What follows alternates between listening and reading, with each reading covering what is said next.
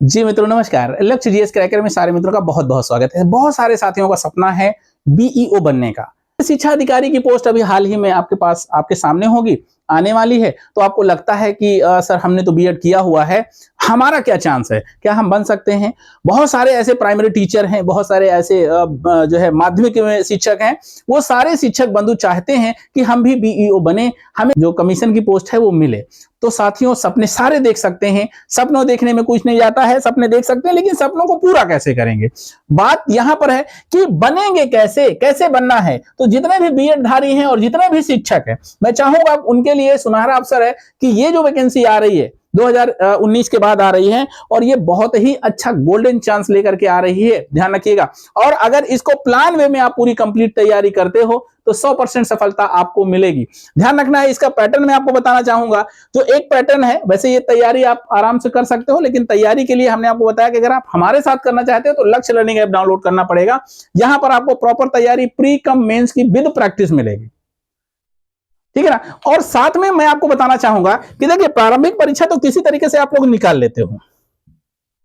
प्रारंभिक परीक्षा सेम आप पीसीएस की परीक्षा देते हो तो पीसीएस के प्री के जैसी होती है, सेम वैसे ही क्वेश्चन यहां पर आते हैं और आराम से आप पीसीएस की तैयारी करते हो तो आप बीओ भी दे सकते हो बहुत अच्छे से। और अगर आप आरओ एआरओ दे रहे हो, आरओ एआरओ की परीक्षा दे रहे हो तो भी आपके लिए ये 120 प्रश्न आराम से निकाल सकते हो। अगर किसी और जो है तैयारी कर रहे हो किसी और एग्जाम की, तो भी अगर आपने ठीक ठाक तैयारी की तो प्री तो निकल जाएगा, लेकिन प्री निकलना बीओ बनना नहीं होता है। ध्यान रखना है, जब तक आप मेंस में अच्छे नंबर नहीं लाएंगे तब तक आप बीओ नहीं बनेंगे। और मेंस का जो प्रोसेस है, मेंस की जो पैटर्न है, उसको थोड़ा सा समझना बहुत जरूरी है। मैंने आपको एक वीडियो में बताया था कि देखिए इसमें लिखित परीक्षा होती है और लिखित परीक्षा पेपर 3 होते हैं।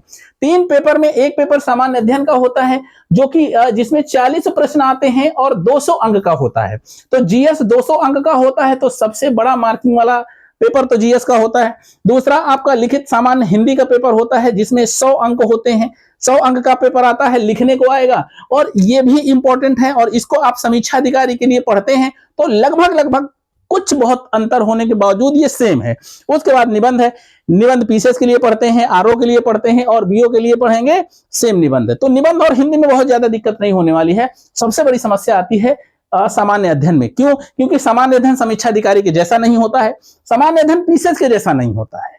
तो होता कैसा है, आइए हम लोग बात करते हैं। अगर प्रॉपर आप समीक्षा बीओ बनना चाहते हैं तो बीओ बनने के लिए पेपर का पैटर्न जान लेना बहुत जरूरी है। अगर पेपर का पैटर्न आप जान लेंगे कि पेपर में क्वेश्चन किस प्रकार के आते हैं, हमें उसमें लिखना क्या होता है, लिखना कैसे लिखना होता है, ठीक है ना, पेपर ये क्वेश्चन हम कैसे तैयार कर सकते हैं, तो मुझे लगता है कि बीओ का सपना देखना बुरी बात नहीं है। और आराम से सपना देखिए और इसी तरीके का मेहनत कर लीजिए और आपका जो है बीओ में सिलेक्शन हो जाएगा। तो हम लोग बिना देर किए हुए हम 2020 का जो 2019 वाला पेपर हुआ था 2021 में, उसका पेपर उठाते हैं और पेपर में बताने का प्रयास करेंगे कि देखिए मेंस का जो जीएस का पेपर होता है जो कि 40 क्वेश्चन होते हैं, 200 नंबर के होते हैं। और साथ में इसमें आपको यह भी बताना होता है कि सिलेबस क्या होता है। तो ये सिलेबस आपको पहले से पता है, सिलेबस बताने की जरूरत नहीं है, यही आप प्री में पढ़ते हैं, यही मेंस में पढ़ेंगे। और साथ में इसमें सिर्फ और ये देखना है कि जो खंड आ है उसमें 10 प्रश्न होंगे 125 शब्दों वाले, 100 अंक के। किस प्रकार के प्रश्न होंगे अभी हम लोग देख लेंगे।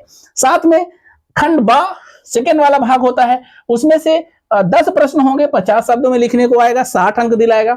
ये प्रश्न किस प्रकार से आए थे, किस प्रकार के प्रश्न होंगे, किस प्रकार के आपको जो है मिलेंगे और किस तरह से आप उनको लिखेंगे। और तीसरा होता है खंडसा, अर्थात इसमें 20 प्रश्न पूछे जाएंगे और ये 20 प्रश्न मात्र 25 शब्दों में लिखना है। कैसे लिखना है, कितना लिखना है, क्या लिखना है, क्या नहीं लिखना है, ये सबसे बड़ी बात है। और ये 40 अंक का होगा, टोटल 200 अंक का इस तरीके से पेपर आएगा। और ये पेपर का पैटर्न मैं आपको दिखाना चाहता हूं। आइए देखते हैं पिछला जो पेपर आया था उसमें किस प्रकार के क्वेश्चन आए थे। सारे क्वेश्चन मैंने एक साथ रख दिए हैं क्योंकि इसमें बहुत ज्यादा टाइम ना लगे और आप आराम से इनको पढ़ सकते हैं, देख सकते हैं। देखिए पहला क्वेश्चन है, वैदिक युग में धार्मिक विचारों और अनुष्ठानों के विकास पर संक्षिप्त चर्चा कीजिए।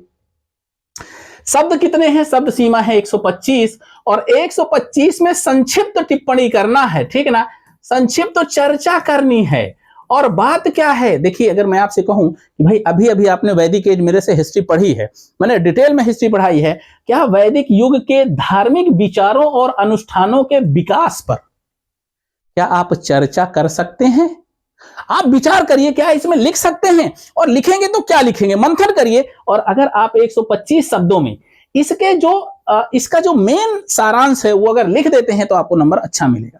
उसी तरीके से भारतीय राष्ट्रीय कांग्रेस में नरमपंथी और चरमपंथियों के बीच प्रमुख वैचारिक मतभेद क्या थे, मतलब ये किस विचारधारा को मानते थे और किस तरह से काम करना चाह रहे थे या किस तरह से देश को आजाद करना चाह रहे थे, और वैसे तरह से नरमपंथी किस विचारधारा के थे, क्या मानते थे और किस तरीके से देश को आजाद करना चाह रहे थे, उनकी मूल भावनाओं को समझते हुए 125 शब्द में लिखना है। यहां पर शब्द सीमा बहुत इंपॉर्टेंट है। अगर आपके पास बहुत मैटर है और आपके पास में शब्द सीमा भूल गए तो नंबर कट जाएंगे। तो यहां पर आप देख सकते हैं कि इस तरीके से 125 शब्दों में लिखने के लिए 10 क्वेश्चन आए थे आपके। उत्तर प्रदेश में कृषि जलवायु प्रदेशों में संक्षिप्त चर्चा कीजिए, मूल अधिकारियों और राज्य के नीति निर्देशक तत्वों के बीच प्रमुख अंतरों को रेखांकित कीजिए, राष्ट्रीय पशुधन मिशन के प्रमुख उद्देश्यों पर चर्चा कीजिए। ध्यान रखना है, अगर क्वेश्चन नहीं आता है तो माफी नहीं है कि कोई क्वेश्चन आप छोड़ दें, पूरे क्वेश्चन अनिवार्य है, सारे क्वेश्चन करने हैं और सारे क्वेश्चन का आपको नंबर मिलेगा। तो ये लिखने की जो कला है यही सबसे महत्वपूर्ण है। अगर आप बेहतरीन तरीके से इनको समझ करके लिख सकते हैं तो आप बीओ बन सकते हैं। सपना देखिए, कोई बुरी बात नहीं है, हम भी आपके साथ में, अगर हमसे कोई सहयोग चाहिए, पढ़ना चाहते हैं आप, प्रैक्टिस करना चाहते हैं, लिखने का अभ्यास करना चाहते हैं, तो हम भी आपके साथ में हैं। भारत में सुनामी चेतावनी प्रणाली की मुख्य विशेषताओं पर चर्चा कीजिए। अब से सुनामी पर आपने निबंध तो बहुत बड़ा लिखा है, 700 शब्दों में लिखा हुआ है, लेकिन अब 125 शब्दों में उसी सुनामी को कैसे लिखेंगे, एक बहुत बड़ी कला होती है। इसको भी आप करें। केंद्रीय विद्यालय संगठन और नवोदय विद्यालय समिति के उद्देश्य, संरचनाओं और कार्यप्रणाली के बीच विभेदन कीजिए। आप शिक्षक हैं या आप बीएड किए हुए हैं तो केंद्रीय विद्यालय और नवोदय विद्यालय का कॉन्सेप्ट आपको पता होगा कि क्यों आया ये कॉन्सेप्ट, और ये यहाँ पर जो विद्यालय में शिक्षा दी जाती है किस प्रकार की होती है, और इनमें उद्देश्य, संरचना और कार्यप्रणाली के बीच विभेदन क्या है, मतलब मतभेद क्या है या अंतर क्या है, ये आपको समझाना है। तो ये तो 125 शब्द के आएंगे और जिसमें 10 नंबर का एक पेपर हो, मतलब एक क्वेश्चन 10 नंबर का होगा और टोटल 100 नंबर मिलेंगे। उसके बाद बात करते हैं हम दूसरे खंड की। यह दूसरा खंड आपको 50 शब्दों में लिखना होगा। सबसे पहले मैं यहां पर फोकस इसलिए कर रहा हूं कि यही चीज सब लोग भूल जाते हैं और इसकी प्रैक्टिस बाद में करते हैं, प्री हो जाता है। आप सोचते हैं क्या करें सर, मेंस की तैयारी करना, कहां करें, कैसे करें और कौन टीचर अच्छा रहेगा, कोई टीचर अच्छा नहीं होता है। यह प्रैक्टिस अपने आप होती है। प्री पढ़ते जाइए, लिखते जाइए, या स्टार्टिंग से जैसे आप स्टार्ट करेंगे वैसे ही आपको मेंस की आंसर राइटिंग करते जानी है, समझ बनानी है। अब देखिए क्वेश्चन, मनसबदारी प्रणाली का मुख्य विशेषताएं बताइए। पूरी मनसबदारी सिर्फ विशेषताएं बतानी है कि मनसबदारी की विशेषताएं क्या थी। दूसरा, वर्नाकुलर प्रेस एक्ट 1878 के प्रमुख प्रावधानों को रेखांकित कीजिए। आपको पता है प्रेस एक्ट था, प्रेस पर कंट्रोल किया गया था, उसकी कौन कौन से क्लॉज थे, क्या क्या इसमें डाला गया था, वो आपको लिखना है। सूखे के प्रमुख कारण, अब आपको बताना है सूखा किस किस कारण से पड़ सकता है। सिर्फ वर्षा नहीं हुई इसलिए सूखा पड़ सकता है, कोई और भी कारण हो सकता है, वो सारे सिर्फ कारण दिखाने हैं। निबंध सूखे का बहुत होता है, बहुत बड़ा आप लिखते हैं, डिजास्टर मैनेजमेंट में जो क्वेश्चन आता है वो बहुत बड़ा होता है, लेकिन यहां पर आपको सिर्फ 50 शब्दों में लिख के देना है। 50 शब्द का मतलब है 5 लाइन, और 5 लाइन किस तरह से लिखेंगे, ये सबसे बड़ी कला है। जब लिखना सीख जाएंगे तो आप समझिए कि आपका पेपर निकल जाएगा। दूसरा, संविधान में बाल श्रम से संबंधित विशिष्ट प्रावधानों का उल्लेख करें। प्रधानमंत्री कृषि सिंचाई योजना क्या है, भारतीय मानसून 2020 की मुख्य विशेषताएं। अब भारतीय मानसून 2020 की विशेषताएं कहां से पढ़ोगे, कौन से इतिहास में है, भूगोल में कहां से मिलेगा, नहीं मिलेगा ना, करंट अफेयर्स का क्वेश्चन है तो ये ढूंढना पड़ेगा आपको।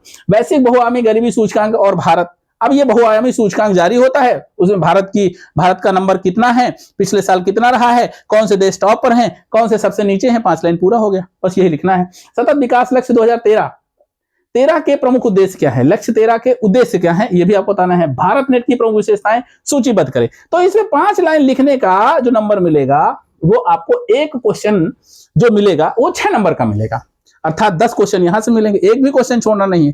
ये बीओ का मेंस का पेपर है, ध्यान रखना है किसका, बीईओ मेंस एग्जाम, जीएस का पेपर है, ये ध्यान रखिएगा।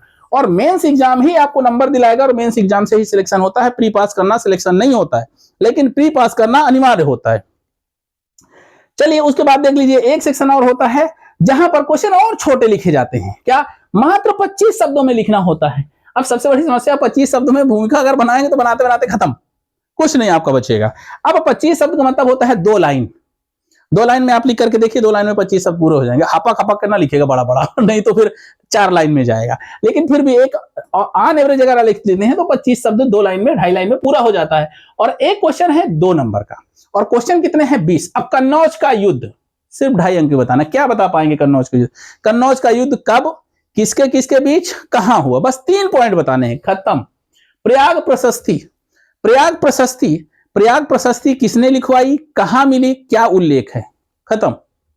मथुरा कला शैली किसके समय में आई, क्या विशेषताएं हैं और उनसे भिन्न शैली कौन कौन सी हैं, खत्म। चौरी चौरा कांड कब हुआ, क्यों हुआ और कौन कौन इसमें जो है पार्टिसिपेट किया, बस चौरी चौरा। शारदा नहर, ठीक है ना, कहां से निकलती है, किस नदी से निकलती है, कौन कौन से जिलों को सिंचाई करती है, मतलब 3 लाइन सिर्फ लिखनी है और 3 लाइन यही कल आपको सीखनी है। बहुत ज्ञान है आपके पास में, लेकिन देना इनको जितना चाह रहा है उतना ही देना है। अगर ये आपने कला सीख ली तो फिर आप बीओ का सपना बिल्कुल देखिए, 100% गारंटी है आप बहुत अच्छा करेंगे। आप सारे क्वेश्चन देख सकते हैं, अधिकार परीक्षा अनुच्छेद 370 जो है, एनबीएसएस भूमि, जियो पोर्टल, एमएसपी निर्धारण, बार कोड ऑफ लाइफ, वैश्विक नवाचार सूचकांक, सरकारी ई बाजार, special economic zone, m passport सेवा। अब आप कहेंगे सर ये बार कोड ऑफ लाइफ क्या होता है, अब आपने पढ़ा ही नहीं है तो पढ़ा नहीं तो लिख कैसे पाएंगे। तो थोड़ा सा आप पढ़िए, मेहनत करिए और फिर इस तरीके के क्वेश्चन को लिखने का अभ्यास करिए। हर एक चीज की जानकारी सटीक होनी चाहिए, है ना, फैक्ट भी आपके पास में हो और कंटेंट्स भी हो, तो उस तरीके की प्रैक्टिस करेंगे 100% है आप बीओ पास कर पाएंगे। और अगर किसी प्रकार की आपको ऑफलाइन ऑनलाइन की अगर क्लासों की जरूरत है, मेंस के आंसर राइटिंग की जरूरत है, निबंध लेखन की जरूरत है, तो आप हमारे चैनल से जुड़ सकते हैं या लक्ष्य लर्निंग ऐप हमने आपको बताया था उसको डाउनलोड करके हमारे साथ भी अपनी जर्नी को आगे बढ़ा सकते हैं। मिलते हैं अगली वीडियो में, तब तक के लिए नमस्कार, जय हिंद।